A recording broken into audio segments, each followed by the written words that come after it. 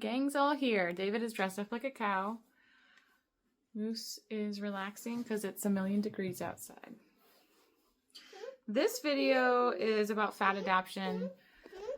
Do you want to say hi, David? There he is. It's David the cow. Can you say moo? Say moo. Or say hi. Say hi. So this video is about fat adaptation. I don't have a lot of content on fat adaptation, and I get asked a lot of questions. And so I got some specific questions from one client, and then I really just opened up a chat box on my Instagram, welcoming anyone to ask any questions that they have about fat adaptation. So this is a fat adaptation Q&A. Before I get into the actual questions, just a recap of fat adaptation in itself.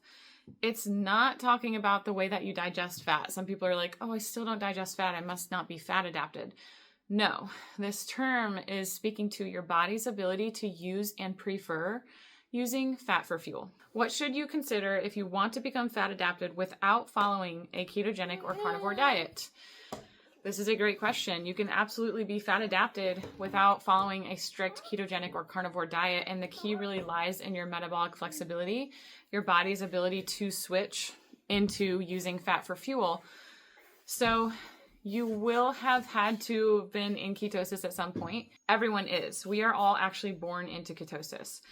So that's the good news. If you can't even remember a time, because I promise at one time you were in ketosis. If you've been running on sugar for a long, long time, if you have sugar cravings, candida overgrowth, it's likely that you're not currently fat adapted. And what would require for you to become fat adapted is actually at least a low carb approach. You would need to lower your glycogen stores low enough and raise your dietary fat enough in order for your body to switch fuel sources from glucose to fat and to say, I can use this for fuel. Once it clicks, it should stick, typically, unless you do not prioritize your circadian rhythm health, your circadian support. This means you're using a lot of blue light at night, shutting down your melatonin production, interfering with leptin, insulin. Your circadian health is so important in terms of fat oxidation, being fat adapted, and being able to burn your own body fat. So that would be really important. And then stress is another big one. So I would say it is possible, but if you are stuck in glucose burning mode, your body doesn't really start preferring fat until you run out of glucose. And so you will have to either use that in exercise, have enough muscle on your body to where the muscles are just absorbing all that glucose. So muscles are calorie absorbers. They literally store glucose, glycogen. So that's why huge bodybuilders can get away with eating a lot more carbohydrates compared to someone who maybe is skinny fat, doesn't have any muscle on their body. They're going to see blood sugars going like this because they have a lot less muscle. Does it make a difference whether you get your protein mainly from meat or cheese? Yes. So the protein in cheese is primarily casein. We have whey, but we have casein also. Both of these can be problematic. Whey is rapidly absorbed into the bloodstream. And that can actually spike your insulin. It can actually spike your blood sugar. And then casein can be inflammatory. And so the protein found in red meat is unlike any other.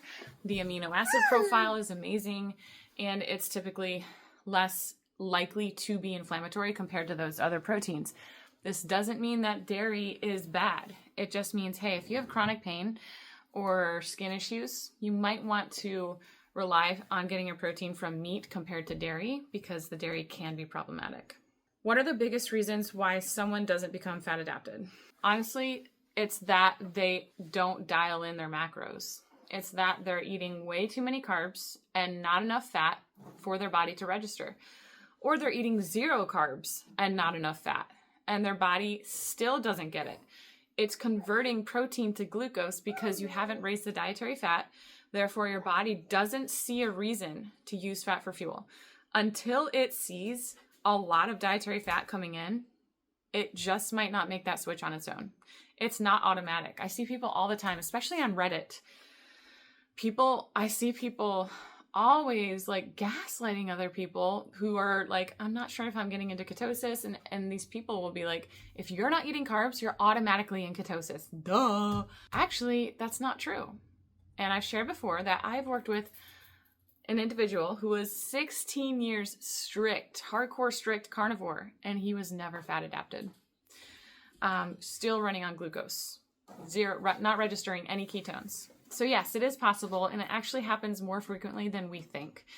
I know this because of how many people I've worked with and how many times I've seen such a big difference in just modifying those macros. Does it mean you have to go zero carb? No, but you do need to be mindful of, is your body using up that glucose in your bloodstream, or is it just floating around indefinitely? Because that will keep you in glucose burning mode. It's just how it works. Can someone who's not fat adapted also lose body fat? Yes, you definitely can. So someone who's not fat adapted can still get into ketosis. It's just that it's a more stressful process. You know, if someone is not fat adapted, but they end up on a deserted island, they're going to go into ketosis eventually, most likely. But that would raise their cortisol and adrenaline. Someone who is fat adapted, the body prefers and knows how to use fat for fuel, so it doesn't cause that cortisol spike or adrenaline spike. Both individuals, fat adapted or not, can burn and oxidize their own body fat. Strictly speaking, all of us, we are all burning some level of glucose and fat. There is always fat oxidation and sugar burning, but we want to be burning primarily fat. At least I do. Keto versus fat adapted doesn't mean the body makes ketones out of fat from food versus making ketones from fat and food and its own body fat.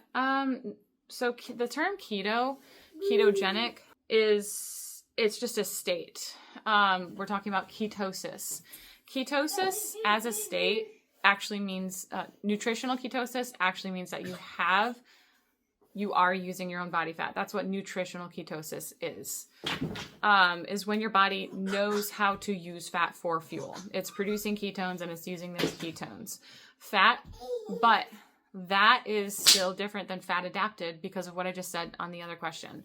You can get into nutritional ketosis while still spiking your cortisol and adrenaline because maybe your macros still are not ideal. Maybe you're using too much blue light at night. David, don't hit moose. So I think I answered that question. I listened to the video on gaining before losing, and it was encouraging. I'm glad. Sometimes it just really is pretty normal. Sometimes it's not. So check out that video, gaining weight before losing. Does being fat adapted help resolve gallstone issues? Potentially, but not directly. Gallstone issues can be typically it's from low-fat dieting. So you actually need a certain amount of dietary fat to keep your gallbladder functioning properly. When we go low-fat is actually when stones can form. It can also be oxalate, high oxalate. Being fat adapted does it help resolve gallstone issues? So being fat adapted definitely lowers overall inflammation and it ramps up your ability to detox. So in that way, it would support gallstone issues, but you want to get to the root of that issue. So if oxalate is behind it, then be sure you've gotten to the root of that. That will take time.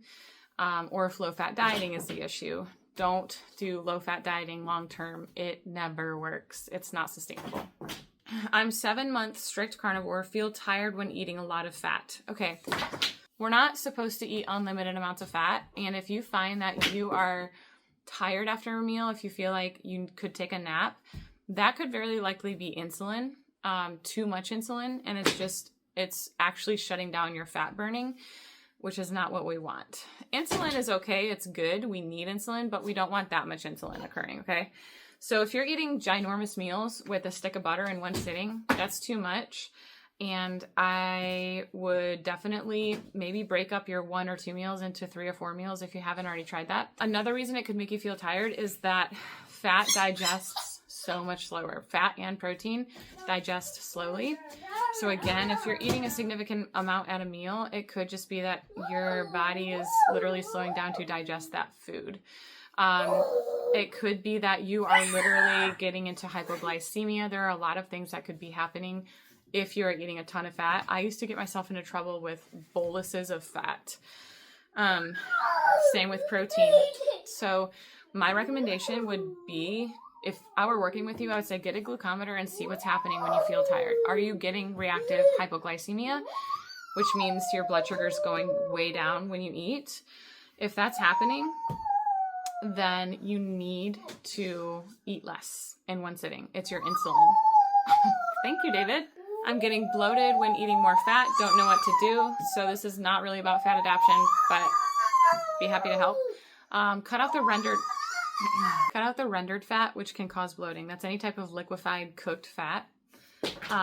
That's the number one tip. And then if you're still getting bloated, you may just need more time for your body to adjust. So if your liver needs healing, if it's focusing on detox, your liver is responsible for producing bile for your gallbladder. And if your liver needs healing, then it has a lot of room to improve and grow. So give that time, support your liver by eating actually plenty of fat. And then you could also break up your meals. Be sure that you're not drinking too much water before your meals as well. That can cause bloating. But if it's typically just when you're eating more fat, it's probably the type of fat. When I was healing, I was very sensitive to loose stools. And so suet, raw suet, was my best fat source.